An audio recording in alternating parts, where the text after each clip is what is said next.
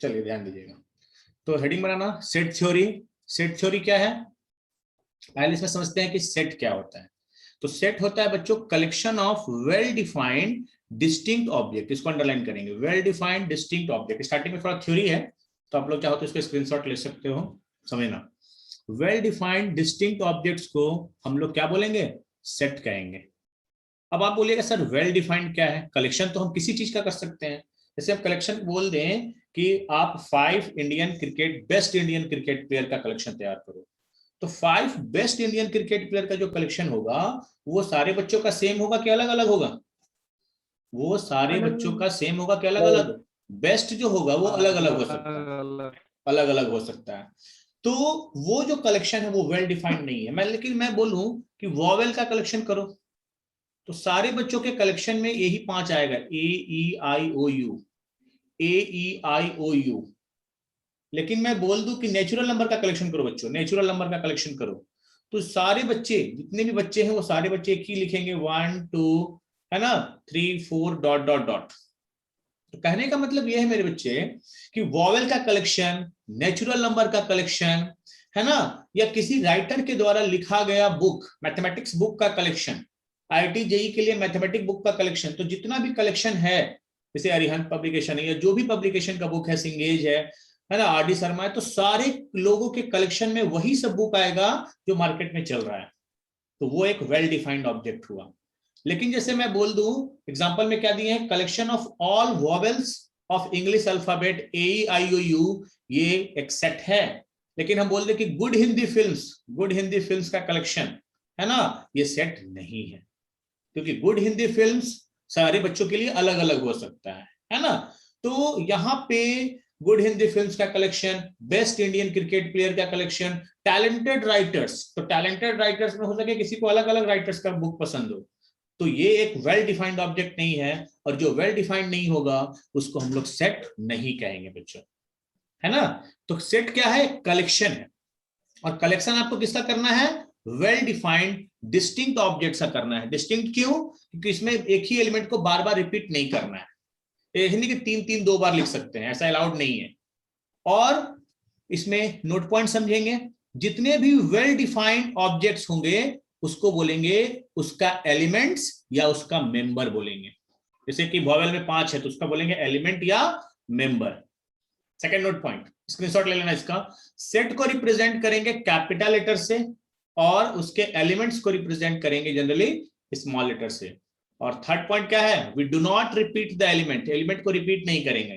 जैसे हम बोल दें कि इंफिनिटी में जितना भी वर्ड यूज हुआ है इसका एक सेट तैयार करो, इंफिनिटी। तो बच्चों इसमें एलिमेंट को रिपीटेशन अलाउड नहीं करेंगे। मान लीजिए इसका नाम दे दिए ए, है ना, तो आई, फिर एन, एफ, फिर से आई दोबारा नहीं लिखेंगे, फिर एन आई दोबारा नहीं लिखेंगे, टी और वाई, और इस सबको करली ब्रैकेट में रख देंगे। ये एक तरीका हुआ लिखने का, मतलब इसमें आप एलिमेंट्स को रिपीट नहीं करना है।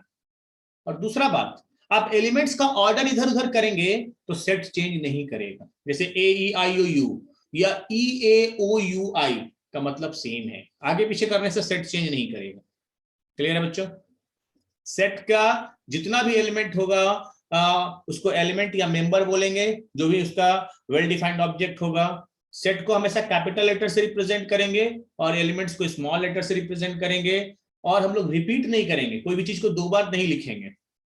और चौथा बात है कि हम लोग किसी भी ऑर्डर में लिख सकते हैं, ऑर्डर बदलने से सेट बदलता नहीं है, ऑर्डर बदलने से सेट बदलता नहीं है। सेट क्या है बच्चों, सेट है कलेक्शन। और किसका कलेक्शन, वेल डिफाइंड ऑब्जेक्ट्स का। किसका कलेक्शन करना है, वेल डिफाइंड ऑब्जेक्ट्स का। और वेल डिफाइंड ऑब्जेक्ट्स आप समझ गए कि वॉवेल का कलेक्शन, नेचुरल नंबर का कलेक्शन, होल नंबर का कलेक्शन, ये सब वेल डिफाइंड है ना। लेकिन हिंदी फिल्म्स का collection, best Indian cricket player का कलेक्शन, ये सब आपका वेल डिफाइंड ऑब्जेक्ट्स नहीं है बच्चों। बात समझ में आ रहा है? अब हेडिंग बनाइएगा, द सिंबल बिलोंग्स टू। इसको ऐसे पढ़ते हैं बच्चों, बिलोंग्स, नीचे कर दे। हाँ, इसको बोलते हैं बिलोंग्स टू। फिर थ्योरी ज्यादा है बच्चों, तो स्टार्टिंग में इसका स्क्रीनशॉट ले लो। बढ़े? Okay, yes sir. हेडिंग बनाना बच्चों, the symbol belongs to, belongs to. Interesting topic है, थोड़ा सा पेशेंस रखना। तो बिलोंग्स टू का मतलब क्या होता है, ये हम यूज किए थे, है ना, हम लोग बहुत सारा चीज हम यूज कर चुके हैं आपका बेसिक क्लास में, इनइक्वालिटी वगैरह में। तो बिलोंग्स टू का मतलब क्या हुआ कि x is an element of a, तो बोलेंगे कि x belongs to a, x a को बिलोंग कर रहा है। इसको पढ़ते हैं कैसे बच्चों, x बिलोंग्स टू a और x is an element of a, मतलब x a का एलिमेंट है, x a का सदस्य है, तो उसको बोलेंगे बिलोंग्स टू, है ना। यदि x not an element of a, तो उसको बिलोंग्स टू लिख करके कट कर देंगे, बिलोंग्स टू लिख करके बच्चों कट कर देंगे कि उसका एलिमेंट नहीं है। कैसे पढ़ेंगे बच्चों, x does not belongs to a और x is not an element of a। Example समझिए, a बराबर है 1 2 3 4, तो बोलेंगे 2 belongs to a, 4 belongs to a, लेकिन 10 डज नॉट, इसमें 10 है क्या, इसमें 10 नहीं है। 5 क्या लिखेंगे, डज नॉट बिलोंग्स टू ए, 5 ए का एलिमेंट नहीं है। यदि कोई सेट है आपका बच्चों और इसमें एलिमेंट है 2 e 5 5, है ना, तो यहां पे क्या लिखेंगे कि e belongs to b, e क्या exponential number, 10 does not belongs to b, 10 b का एलिमेंट नहीं है, इसमें 10 कहीं है ही नहीं, तो 10 b का एलिमेंट नहीं है बच्चों। तो आपको समझना है कि व्हाट इज बिलोंग्स टू, है ना, और इसको मतलब क्या होता है कि उसका एलिमेंट है, उसका सदस्य है। हेडिंग बनाना बच्चों, representation of set. Belongs to का सबको क्लियर हो गया, बिलोंग्स टू सबको क्लियर है। रिप्रेजेंटेशन ऑफ सेट, हेडिंग बनेगी रिप्रेजेंटेशन ऑफ सेट, स्क्रीनशॉट ले सकते हो इसका। सेट को रिप्रेजेंट करने का दो तरीका, अब हम किसी को रिप्रेजेंट करना है सेट को तो कैसे करेंगे, तो इसका दो तरीका होता है, एक होता है बच्चों रोस्टर मेथड और एक होता है बच्चों set builder method. Roster method का दूसरा नाम है टेबुलर मेथड, लेकिन ज्यादा फेमस नाम है रोस्टर मेथड। और सेट बिल्डर का 3 नाम है, set builder method, symbolic method और रूल मेथड, लेकिन ज्यादा फेमस नाम है सेट बिल्डर मेथड। तो सेट को रिप्रेजेंट करने के लिए दो तरीका है, मैं दो तरीके से किसी को बता सकता हूं, सेट को रिप्रेजेंट कर सकता हूं, एक हुआ रोस्टर मेथड और एक हुआ सेट बिल्डर मेथड। कहानी सुनिएगा। तो रोस्टर मेथड कहता है कि कि आपके पास जितना एलिमेंट है सबको लिख दीजिए, जैसे नेचुरल नंबर का कलेक्शन करना है तो सेट का नाम n दे दिए और एक करली ब्रैकेट बना दिए, और करली ब्रैकेट में जितना एलिमेंट है सबको लिख करके कॉमा से सेपरेट कर दीजिए। इसको बोलते हैं बच्चों रोस्टर मेथड, जो अभी लिख रहे थे ऊपर, इसको क्या बोलेंगे, रोस्टर मेथड। तो क्या डेफिनेशन है, in this method we list all the elements inside a curly bracket that is braces, है ना, ब्रेसेस में लिख देंगे सेपरेटेड बाय कॉमा, उसको कॉमा से सेपरेट कर देंगे। तो रोस्टर मेथड कहता है कि जैसे अगर आपको 5 बेस्ट इंडियन क्रिकेट प्लेयर का तैयार करना है, तो सेट है नहीं, वेल डिफाइंड नहीं है। जैसे कि मैथमेटिक्स के बुक का कलेक्शन तैयार करना है, सेट बनाना है, तो आप सारे बुक का नाम लिखिए और कॉमा लगा के सबको एक करली ब्रैकेट में घेर दीजिए, इसको बोलेंगे रोस्टर मेथड। ठीक है बच्चों, जैसे कि set of vowels of English alphabet को हम लोग लिखेंगे ए ई आई ओ यू और इसको करली ब्रैकेट से घेर देंगे, इसका नाम दे दिए V. Set of even natural number को हम लोग कैसे लिखेंगे, 2 4 6 8 सबको लिख देंगे और इसका एक नाम दे दिए ई और सबको एक करली ब्रैकेट में डाल दिए, तो इसको बोलते हैं रोस्टर मेथड। किसी को दिक्कत रोस्टर मेथड में, रोस्टर मेथड में आपके पास जितना एलिमेंट है सबको लिख दीजिए और सबको एक करली ब्रैकेट में डाल के सबके बीच में कॉमा से सेपरेट कर दीजिए, तो ये आपका हो गया बच्चों रोस्टर मेथड। ये तो लिखना में बहुत टाइम लग जाएगा, बहुत एलिमेंट है तो लिखना पड़ेगा। तो एक आया आपका सेट बिल्डर मेथड। नेक्स्ट होता है बच्चों set builder method. Set builder method कहता है कि आप पूरा एलिमेंट मत लिखिए, आप सारा एलिमेंट मत लिखिए, आप सिर्फ उस एलिमेंट का प्रॉपर्टी लिख दीजिए। क्या लिख दीजिए बच्चों, सारा एलिमेंट नहीं लिखना है, उसका एक गुण लिख देना है, उसका प्रॉपर्टी लिख देना है। तो इन दिस मेथड में द प्रॉपर्टी और properties satisfied by the elements of set are given. ये मेथड कहता है कि आप पूरा का पूरा एलिमेंट मत लिखो, है ना, आप सिर्फ उसका गुण लिख दो, है ना। जैसे इवन नंबर है तो इवन नंबर में पूरा 2 4 6 8 नहीं लिखेंगे, हम लोग ऐसे लिख देंगे। इसको कैसे रिप्रेजेंट करते हैं पहले समझ लो। a इक्वल टू, उसमें क्या था, करली ब्रैकेट बनाए, सारा एलिमेंट धड़ाधड़ लिख दिए। इसमें लिखेंगे x, इसको पढ़ते हैं सच दैट, और यहां पे इसका रहेगा property p of x, x का प्रॉपर्टी, x आपका क्या है ना। और p ऑफ x ये आपका लिखा रहेगा। p ऑफ x क्या है, property by which x belongs to a, and colon क्या है, सच दैट, इसको पढ़ते हैं बच्चों सच दैट, क्या पढ़ते हैं, सच दैट। एग्जांपल समझाते हैं। E be the set of all natural number, तो नेचुरल नंबर को हम लोग अभी कैसे लिखे थे, आप बोले थे सर नेचुरल नंबर को लिखना है तो पूरा लिख दीजिए ना सर, 2 4 6 8 पूरा लिख दीजिए। ये मेथड क्या था हुआ, ये मेथड कौन सा हुआ, रोस्टर मेथड, कौन सा हुआ, रोस्टर मेथड हुआ। अब इसी चीज को सेट बिल्डर में लिखना है तो हम लोग ऐसे लिखेंगे, E इक्वल टू, समझिएगा, x such that x equal to 2n, और यहां पे लिख देंगे n belongs to natural number. ये प्रॉपर्टी हो गया, मतलब n बराबर 1 डालेंगे तो 2 मिल जाएगा, 2 डालेंगे तो 4 मिल जाएगा, 3 डालेंगे तो 6 मिल जाएगा, 4 डालेंगे तो 8 मिल जाएगा। आपको पूरा एलिमेंट नहीं लिखना है, आपको पूरा एलिमेंट नहीं लिखना है, आपको सिर्फ उसका प्रॉपर्टी लिख देना है, प्रॉपर्टी और प्रॉपर्टीज। समझ में आ रहा है, 2 वर्ड दिमाग में बैठा। रोस्टर मेथड कहता है कि सारा एलिमेंट लिखिए करली ब्रैकेट से, और सेट बिल्डर कहता है कि बच्चों आप पूरा एलिमेंट मत लिखिए। सेट बिल्डर कहता है कि आप पूरा नहीं लिखिए, आप बस उसका गुण लिख दीजिए ना, उसका प्रॉपर्टी लिख दीजिए ना। पढ़ेंगे कैसे बच्चों, इसको ध्यान से समझना। x is an element of e, x किसका एलिमेंट है, e का, सच दैट, इसको पढ़ते हैं such that x equal to 2n, n belongs to natural number, ठीक है। x is an element of e such that x is even natural numbers, x is even natural numbers, इसको ऐसे represent करेंगे। Such that लिखिए, नहीं तो यहाँ पे स्लैश भी लगा सकते हैं, इसका भी मतलब सेम होता है। और ये या तो सेमी कॉलन लगाइए, कोलोन लगाइए, या स्लैश कर दीजिए, दोनों का मतलब सेम होता है। बात समझ में आ रहा है।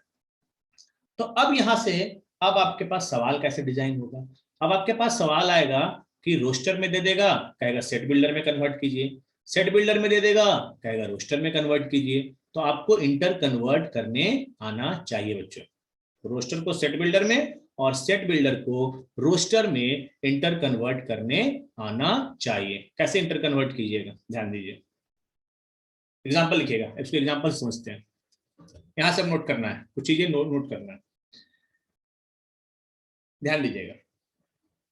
आपको पहले देख करके पहचानने आना चाहिए कि सर ये सेट बिल्डर में दिया है कि रोस्टर में दिया है। मेरे पास ए सेट है, क्या दिया है, एक्स क्यूब, और यहां दिया x less than 5, x is a whole number. कोई बता सकता है किसमें दिया हुआ है ये सेट, किसमें दिया हुआ है, सेट बिल्डर में दिया है, सेट बिल्डर में दिया है, ये गुण दिया हुआ है, गुण दिया हुआ है, तो ये सेट बिल्डर में दिया हुआ है।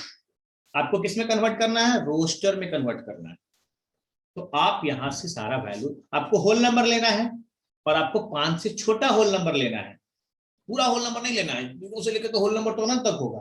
एक कंडीशन लगा दिया कि नहीं होल नंबर लीजिए लेकिन 5 से छोटा लीजिए। तो पहले आप 0 डालिएगा इसमें, तो 0 डालिएगा तो क्या मिलेगा बच्चों, 0 का क्यूब 0, 1 का क्यूब 1, 2 का क्यूब 8, 3 का क्यूब 27, और 4 का क्यूब 64। 4 तक रुक जाना है, यहाँ पे इक्वल नहीं लगा हुआ है, 5 नहीं लेना है, 5 से छोटा लेना है। तो यही आपका आंसर हो गया, यही आपका आंसर हो गया। Second example, express set be in set builder form.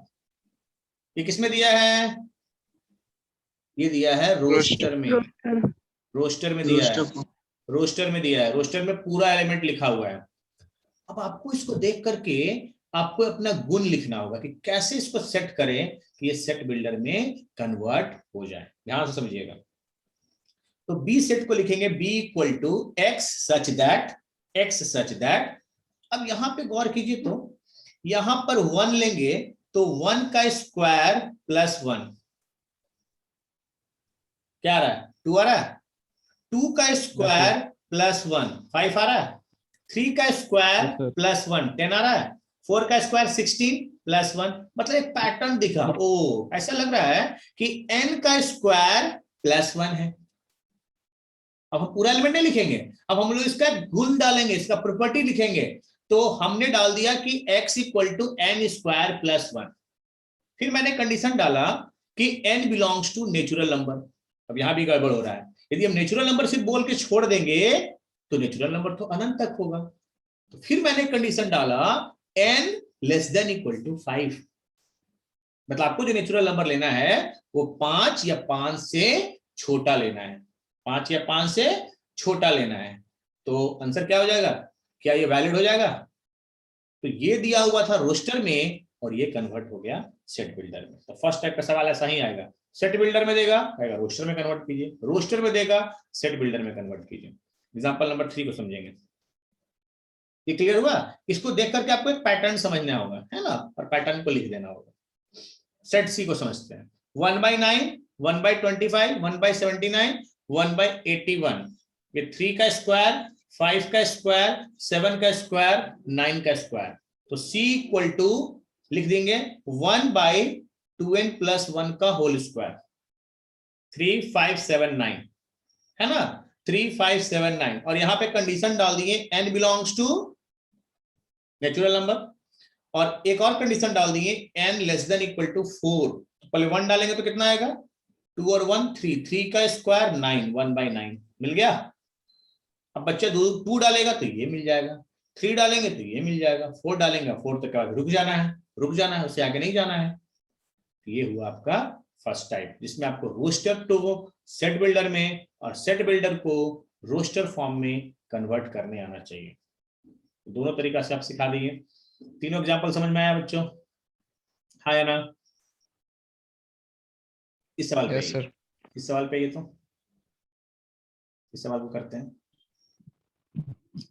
The number of element in set A, the number of element in set ए दिया हुआ है, ए जो है सेट वो दिया हुआ है ऑर्डर्ड पेयर में, मतलब उसके अंदर a कॉमा बी आना चाहिए। और कंडीशन दिया हुआ है कि 2a square plus 3b square कितना है, 35। 2a square plus 3b square कितना है, 35। और एक और कंडीशन दिया हुआ है A B belongs to Z. किस फॉर्म में दिया है बच्चों, ये किस फॉर्म में दिया है, ये दिया है आपका सेट बिल्डर में, प्रॉपर्टी दिया हुआ है सेट बिल्डर में, प्रॉपर्टी दिया हुआ है ना। आपसे पूछ रहा है कि कितना एलिमेंट होगा इस सेट में, सेट पे रोस्टर में दिया रहता तो गिन लेते हैं, लिख देते हैं। यहां से आपको ए और बी कैलकुलेट करना होगा, ए और बी कैलकुलेट। तो आपके पास डाटा क्या है, आपके पास डाटा है कि 2a square plus 3b square कितना दिया हुआ है, 35। और ए और बी क्या पुट करना है, ए और बी पुट करना है z, इंटीजर पुट करना है, इंटीजर ही पुट करना है। तो सबसे पहले हम b को ले लेते हैं 0, b को 0 लेंगे तो कितना आएगा, 2a square equal to 2a square equal to 35, a square आ जाएगा 35/2। ये वैलिड है, ये वैलिड नहीं है। क्यों नहीं वैलिड है, क्योंकि a भी इंटीजर होना चाहिए और b भी इंटीजर होना चाहिए। गड़बड़ हो गया, अब b इक्वल टू 0 पे नहीं है। अब b का वैल्यू लेते हैं प्लस माइनस 1, दोनों ले सकते हैं, 1 भी और -1 भी, क्योंकि इंटीजर लेना है। तो प्लस माइनस 1, उसका स्क्वायर है तो कोई दिक्कत नहीं है, 1 बन जाएगा। अब इसमें पुट कीजिए, तो बोलेगा सर ऐसा निकालते रहेंगे क्या, आपको पता चल जाएगा कि कितना देर के बाद रुक जाना है। 2a स्क्वायर और ये कितना आ जाएगा बच्चों, b1, और ये 3 हो जाएगा और उधर जाएगा तो 32। 2a square equal to 32, a equal to आ जाएगा 16, यानी प्लस माइनस 4, प्लस माइनस 4। ठीक है, यानी यहां से b का a का वैल्यू 4 लेंगे और b का वैल्यू 1 लेंगे, फिर a का वैल्यू -4 लेंगे और b का वैल्यू -1 लेंगे, फिर a का वैल्यू 4 लेंगे, a4 4 1 -4 -1 4 -1 और -4 और 1, कितनी पॉसिबिलिटी होगी बच्चों? 4 पॉसिबिलिटी होगी। यहां से कितना पॉसिबिलिटी होगा? 4 ऑर्डर्ड पेयर आएगा। इसको बोलते हैं कोऑर्डिनेट की तरह लिखना है, ए पहले बी बाद में। ये कह रहा है कि आपको ऐसे रिपोर्ट करना है। तो 4 आ गया, अभी काम कंप्लीट नहीं हुआ है। अब बी का वैल्यू लेते हैं 2, बी का वैल्यू लेते हैं बच्चों 2 लेते हैं, +-2 ले लें, +-2। तो b का वैल्यू यदि हम +-2 लेंगे, कितना आ रहा है बताइए जल्दी से? 2a² और 4 3 12 = 35।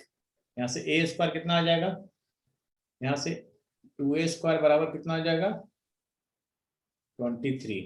तो a का वैल्यू फ्रैक्शन में आ जाएगा, ये वैलिड नहीं है।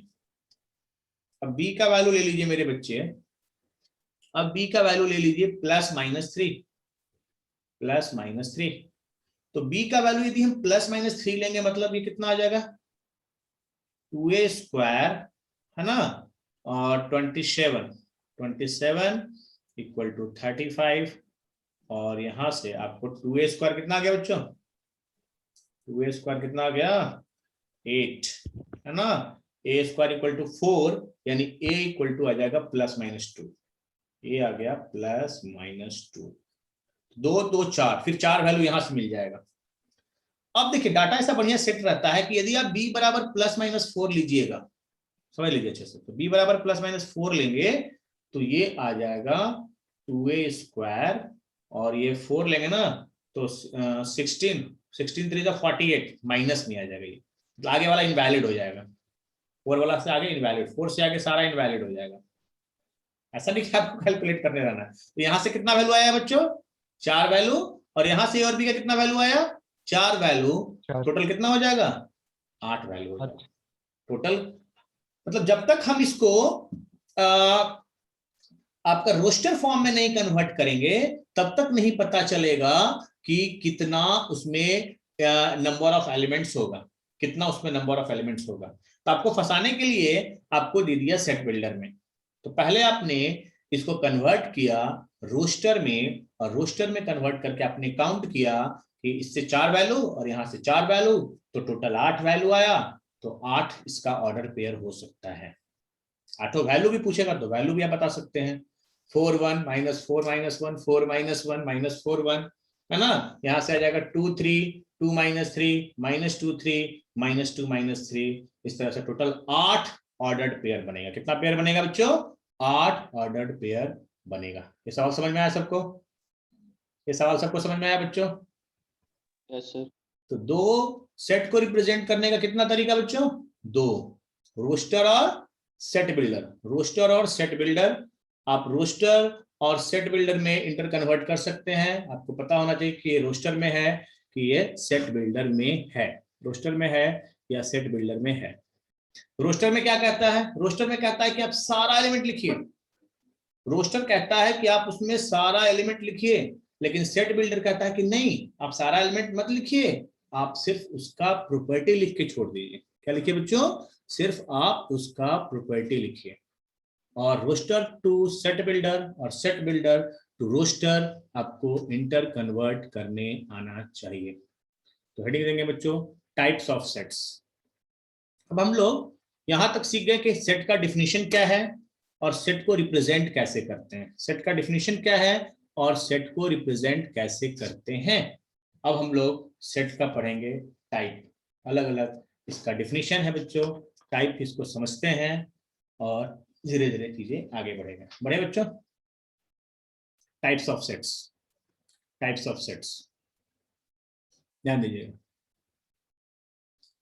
तो पहला होता है बच्चों नल सेट और इम्पटी सेट और वाइड सेट। 3 नाम है बच्चों इसका, नल सेट, इम्पटी सेट और वाइड सेट। नाम से ही क्लियर है बच्चों कि वैसा सेट जिसमें एक भी एलिमेंट नहीं हो, वैसा सेट जिसमें एक भी एलिमेंट नहीं हो, नो एलिमेंट, उसको बोलेंगे नल सेट।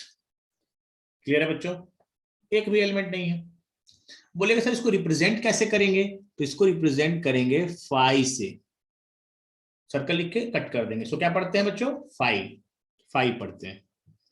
या दूसरा तरीका है लिखने का कि आप करली ब्रैकेट बनाइए और इसके अंदर कुछ डालिए ही नहीं, मतलब इसके अंदर कोई एलिमेंट है ही नहीं, ये बिल्कुल खाली है, तो बोलेंगे नल सेट, एम्प्टी सेट या वाइड सेट।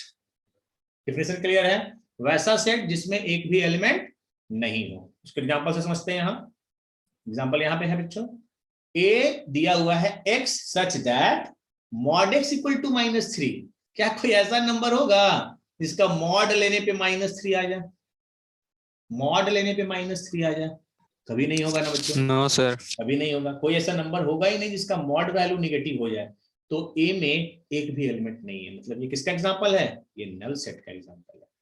क्या कोई ऐसा नंबर होगा जिसका स्क्वायर करके जोड़ने पे 0 आ जाए? रियल में तो नहीं होने वाला है, नो। है ना? तो रियल वर्ल्ड में ऐसा नहीं हो सकता है, आयोटा फिर होगा √-1 इधर जाएगा। ऐसा कोई 0 और 1 के बीच, ध्यान सुनिएगा, 0 और 1 के बीच कोई इंटीजर लाई करेगा?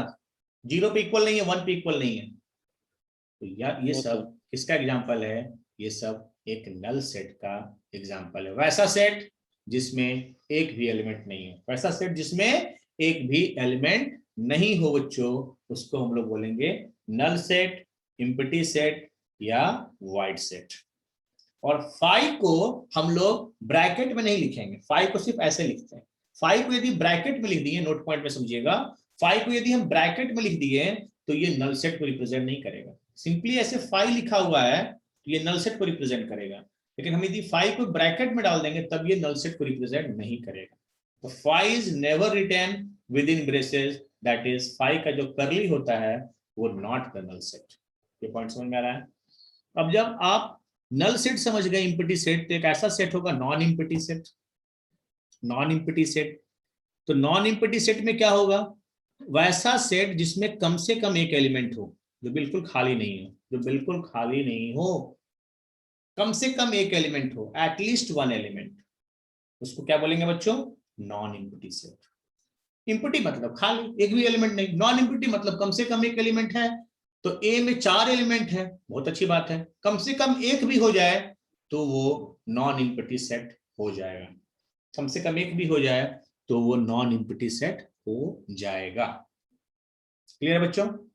थर्ड डिफिनेशन पे आते हैं, सिंगलटन सेट और यूनिट सेट। नाम से ही क्लियर है, जिसमें one and only one element, एक और केवल एक एलिमेंट हो, जिसमें सिर्फ एक और केवल एक एलिमेंट हो, उसको बोलेंगे बच्चों सिंगलटन सेट। सिंगलटन सेट, जैसे आपके एग्जांपल से समझिए, x सच दैट 0 से x2 के बीच में है और x बिलोंग्स टू इंटीजर है। तो 0 और 2 के बीच इंटीजर क्या आएगा बच्चों? 0 नहीं लेना है, 2 नहीं लेना है, तो 1 आएगा, एक ही एलिमेंट आ रहा है। वैसा सेट जिसमें एक और केवल एक एलिमेंट हो, एक से ज्यादा नहीं, उसको बोलते हैं singleton set. Singleton set. Set of even prime number, बहुत अच्छा एग्जांपल है सिंगलटन सेट का। इवन प्राइम नंबर आपके पास एक ही है मात्र, आपके पास कौन है? 2 है। इवन प्राइम नंबर क्या है? ओनली 2 होता है, बाकी सारा प्राइम नंबर ऑड होता है। तो even prime number is the set of is a singleton set, is a singleton set. और एक सिंगलटन सेट का एक और अच्छा एग्जांपल है बच्चों, अभी तक भारत में हुई महिला राष्ट्रपति का यदि आप सेट तैयार कीजिएगा, है ना, अभी तक इंडिया में महिला राष्ट्रपति का जब सेट तैयार कीजिएगा तो उसमें सिर्फ एक ही नाम आएगा। किनका नाम आएगा? प्रतिभा पाटिल। किनका नाम आएगा?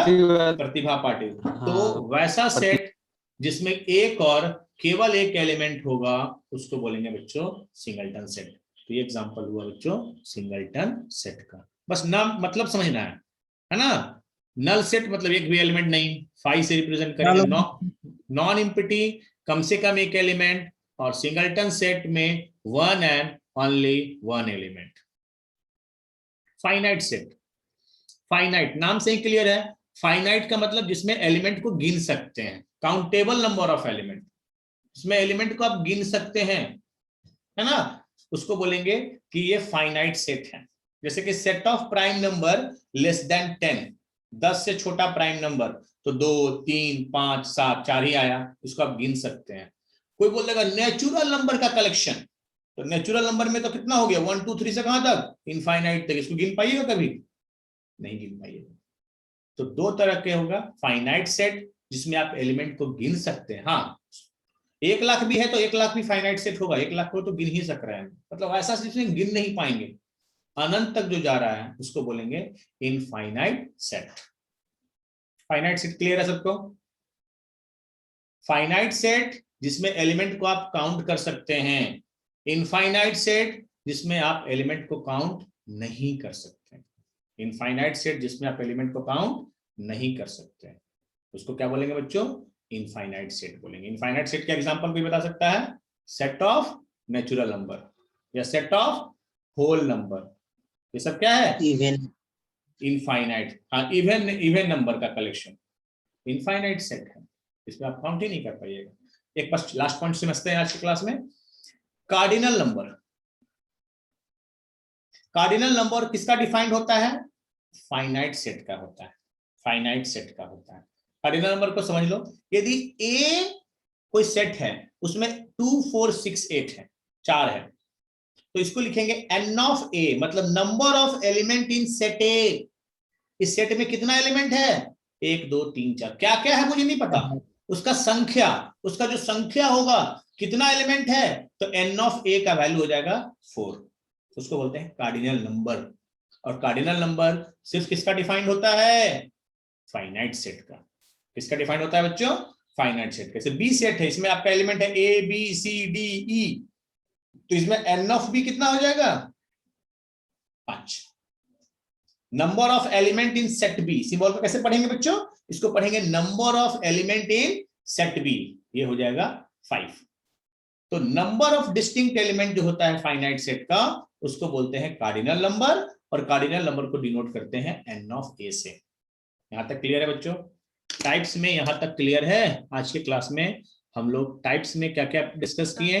टाइप में डिस्कस किए एम्प्टी सेट, यहाँ पे सिंबल आया 5, non empty set, singleton set, finite set और इनफाइनाइट सेट। और इनफाइनाइट सेट में एक टर्म पढ़े, फाइनाइट सेट में एक टर्म पढ़े हम लोग कार्डिनल नंबर। कार्डिनल नंबर और भी टाइप होता है बच्चों, इसको नेक्स्ट क्लास में करेंगे। तो अब नल वाला थोड़ा, नल वाला नहीं दिखे। ओके बाबू, कर लीजिए आप लोग, होमवर्क बना लीजिएगा। Set theory RD. शर्मा से 2 एक्सरसाइज खत्म हो गया बच्चों, सिंपल सा है। फर्स्ट एक्सरसाइज 1.1 और 1.2। तो 1.1 में बस बताना है कि सेट है या नहीं, और बिलोंग्स टू पे क्वेश्चन मिलेगा। और 1.2 में सेट बिल्डर को रोस्टर में, रोस्टर को सेट बिल्डर में कन्वर्ट करने पे मिलेगा। आज ही इसको बना लेना है, और नोट्स भी तैयार करना है। स्क्रीनशॉट लिए होंगे तो उसका नोट्स तैयार कर लीजिएगा, ठीक है बच्चों?